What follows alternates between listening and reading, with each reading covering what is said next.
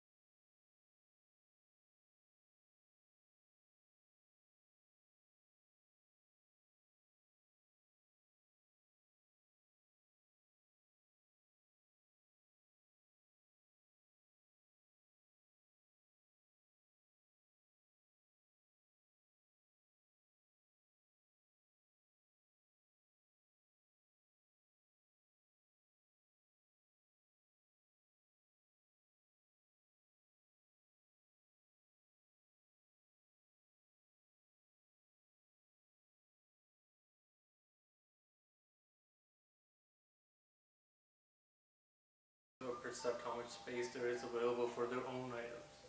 So if they see a garbage bag with trash that is pretty much full, it kind of discusses them out. So make sure you also throw that out. Plus, it smells. Last but not least, pets. I love my cat as much as anyone else in the world that loves their pet. But we have to clean up after them. Make sure that the area smells nice. Make sure your house smells nice, and make sure that there's no hair or some sort of residue left behind from your animal. Alright, tip number 2. No picture frames of any family members should be on walls or any desks. Make sure you put them away because it can pose a security risk. Second, about personal items, I know that people practice their religions and their cultures, but some people don't like it. Some people don't like this kind of perception. They think that because this individual is living in this house, the house is going to be XYZ, or in this condition, certain condition. And you don't want that, right? So make sure you put away all personal items.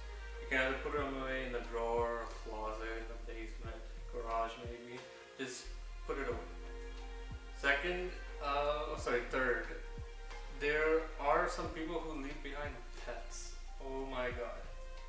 Listen, people are some people are terrified of animals. Some people are afraid of cats. Some people are afraid of dogs or whatever other type of animal they may be.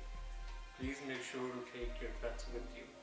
If it's a caged animal like a bird, then I guess you can leave that. But if it's a mobile animal, make sure you please take it with you. Tip number 3: if you really want a good price for your house and you want it to sell really quickly, make sure you upgrade your house. And by upgrades, I mean either minor or major variances. By minor, it could be something like paint, could be something like flooring, could be something like the colonial baseboards, or maybe the blinds on the windows, something small. And then if it's a major upgrade, well, this will definitely bring you money. It's going to be things like the kitchen, the bathroom, the basement. Granted, it can be costly, but it is well worth it because at the end of the day, you will get more money by putting more money into the house. So I highly recommend that you do upgrade into your house. And one of the cheapest upgrades I can recommend people are pot lights. Pot lights are very cheap. Putting them into the house is pretty cheap, and they actually light up the house quite well. Speaking of openly, yes, variances, if you have an open concept home, especially the kitchen, it is a trend nowadays to have an open concept kitchen to make sure all the light comes in. People really like that. So if your kitchen doesn't have that, you're at a pretty big disadvantage, unfortunately. Stay with me, we're almost there, okay? So here is tip number 4, staging. Now the entire purpose of staging essentially is to give a concept of whatever room or whatever house that you're living, right? You set it up in a way that it looks nice to the appealing party or the buyer in this case, so they can visualize, oh, this is essentially how I can set up my own room, or this is how my kitchen can look if I stage it like this. So staging can actually get you a lot of money and actually help you sell your house a lot faster. Now personally, I wouldn't do staging for a smaller house.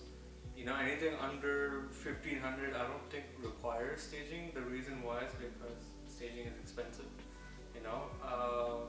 and some of the items from the staging can actually be very bulky, so be careful of that. If your agent or whoever party that tells you is to stage a small house, I would question a little bit. Now anything over 1500 square foot, let's say around 2000 square feet, or like a giant mansion, I highly recommend that you stage the property because it makes that much of a difference. Plus, staging a house can actually get you a good yield at the end of the day. Before we move on to the last point, if you haven't done it already, please visit our website massrealtyinc.com, and I really want you to check out the blog section because it's designed specifically for sellers and buyers when they buy or sell a house and they're upgrading, and they check out the upgrades that people are doing because a lot of them are in trend right now. So be sure to check that out. This is our very final point. I want to thank you guys for sticking with me for so long together. This point is landscaping. Landscaping is very important and essential if you are a seller because it leaves a very strong impact on the buyer when they come to visit your property. You want your land, or I should say your front lawn and your backyard, to be trimmed nicely. You want it to be clean, neat and tidy.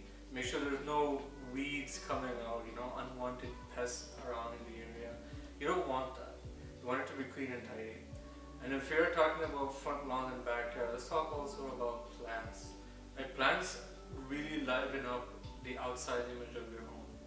So I highly recommend, if you haven't already, at least buy 4 to 5 plants and plant it onto your front lawn, at least your front lawn, right? Because when they come and see that property and they see the nice landscaping and they see the nice plants, it gives you a very nice impression on the house.